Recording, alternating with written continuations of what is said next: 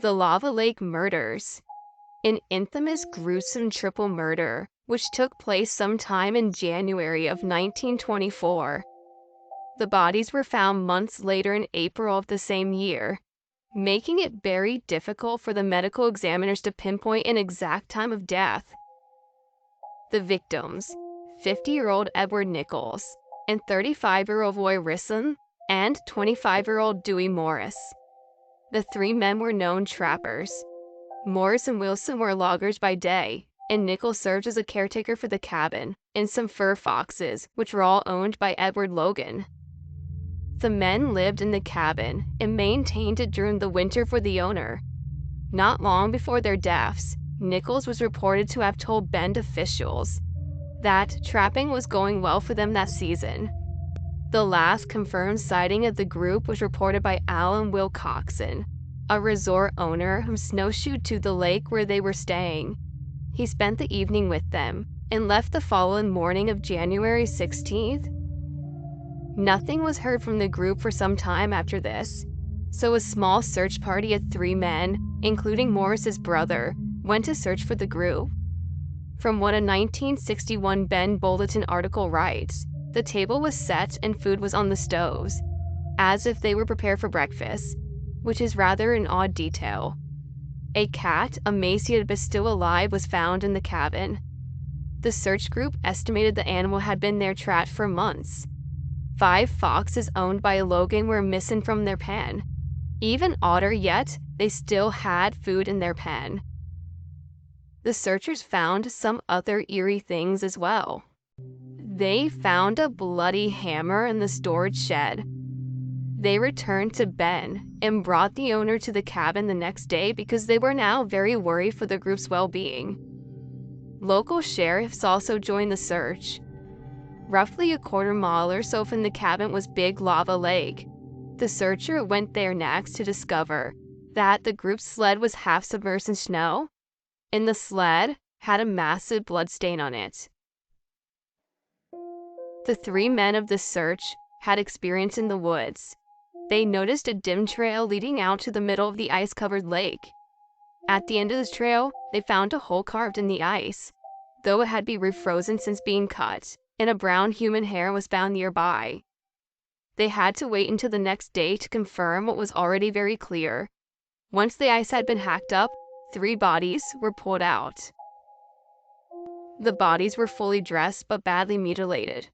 The official report says each had been shot in the head with a revolver and raked across the upper part of the body with a shotgun charge. Other evidence found included 4 expertly skinned fox carcasses under a tree near the cabin, as well as a patch of snow with human blood, hair, and a tooth. Suspicion fell into a man named Lee Collins, also known as Charles Kimsey, because one of the trappers in the group had accused him of stealing a wallet a few days prior. Kimsey had said he would get him back for that. Kimsey also knew the area the bodies were found in fairly well. Here's where many theories have come into play in an attempt to explain this truly odd case. How could one man take on 3 healthy grown men at once? The element of surprise is a factor, sure, but would that truly be enough to take out all 3 men? One theory suggests Kimsey had an accomplice to help him. Melanie Tupper, an author of the book The Trapper's Murders, suggests that a man by the name of Ray Jackson Von Buren could be the guy who helped him out, but this man also committed suicide in 1938. My personal theory is somewhat like the others. I don't think one man could have taken 3 men down in such an easy fashion, even with a gun. Seeing as 2 separate types of guns were used, it would be hard, if not impossible, to shoot 2 at once.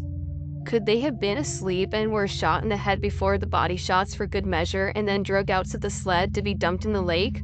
Or were they already out by the lake when they were ambushed? These are my main questions. I think they were asleep. Kimsey came lurking in the night with weapons and bad intentions, possibly with or without friends to help him. He entered the cabin and pumped bullets into everyone's head, and proceeded to drag them via sled to the lake and toss them.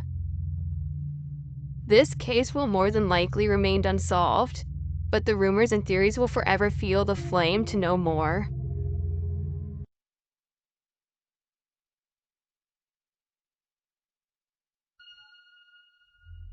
Crestline, California is a small mountain town located in the popular San Bernardino Mountains of Southern California.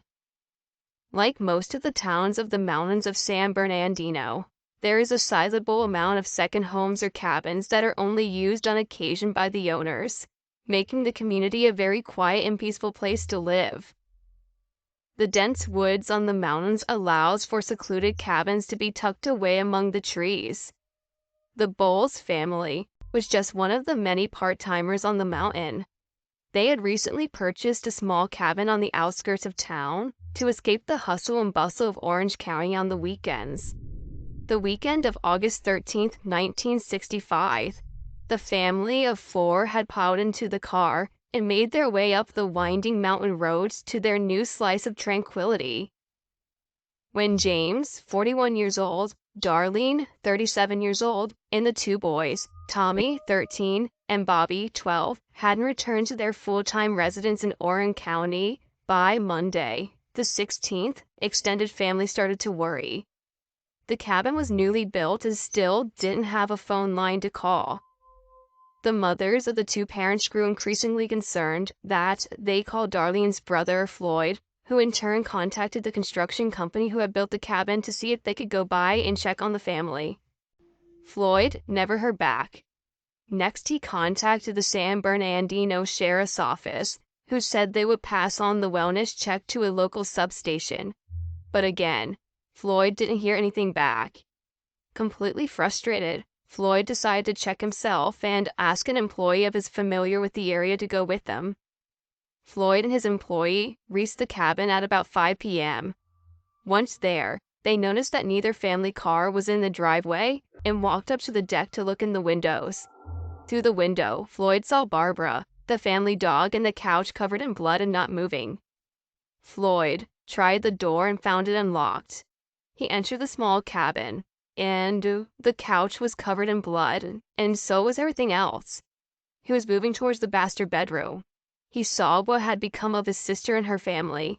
At 5:10 p.m., the two men sped off and found the nearest sheriff's substation to report the gruesome discovery.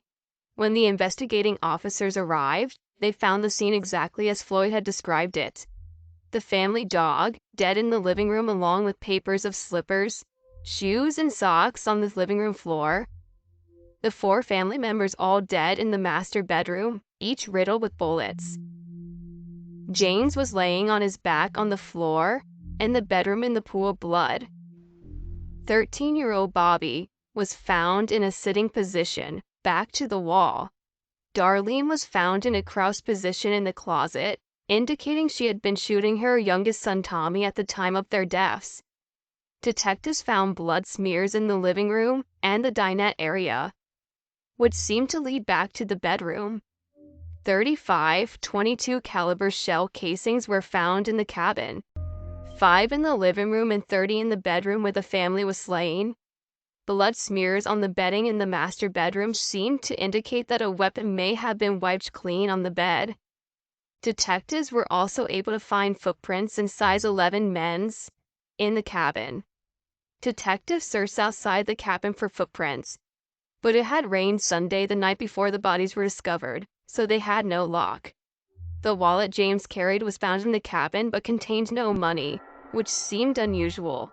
About 65 yards away, the car was located and detectives staked it out for a while, in case a suspect returns, but again, no luck. The local paperboy confirmed that the car had been there since at least 6 a.m. on Sunday, August 15th, when he did his morning deliveries. When the bodies of the family members were examined, each one of them had multiple gunshot wounds.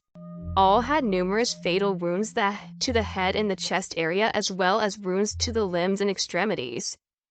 A canvass of the area turned up very little, as most other cabins within reasonable distance were part-timers and had been empty that weekend. The only exception is the first day of canvassing was the Ogles, who had seen James on the evening of Saturday the 14th.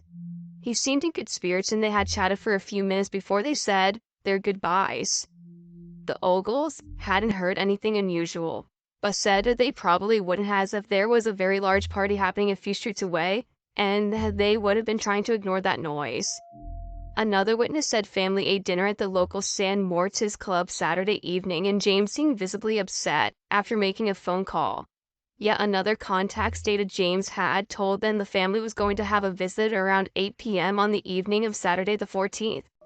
Detectives contacted many other full-time residents of the town and part-timers who may have been around on that fateful weekend. Also questioned were friends, family, and co-workers of the couple detectives. But they didn't get any potential leads. No evidence was ever able to be conclusively tied to anyone either. Several suspects with no motive were questioned and interviewed, but in the vicinity, they were vetted and cleared. Darlene's ex-husband, Harvey M. Fulton, was also a suspect. Rumors abound at Hughes Aircraft where that Darlene and James worked that Fulton had harassed them. Even Darlene's family also had a suspect to point at. The most promising suspect came in the form of George Robert Stewart, who was wanted on a mental warrant from Alabama, where he was suspected in the murder of the Evans brothers, two young boys he had molested while living with their family. He had worked at a church camp on the mountain in a nearby town of Twin Peaks. The camp confirmed that they had been closed that particular weekend, so he was free to do as he wished. He had been diagnosed a psychopath and had strong religious fervor. In 1967, the sheriff's department was advised that Stewart was now wanted for child molesting and interstate flight to avoid persecution. Now, he was arrested in September 1967 in Arlington, Texas, and detectives flew down to interview him.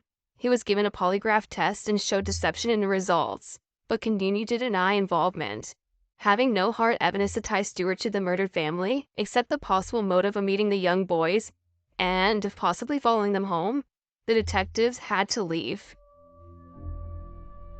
Mobile took Stewart back to Alabama to question him in their own investigations, and he was released on bail in Alabama after a witness in his molestation case refused to testify. Stewart is currently serving time in Illinois related to sex crimes against children. The brutal murders of the Boles family is still unsolved.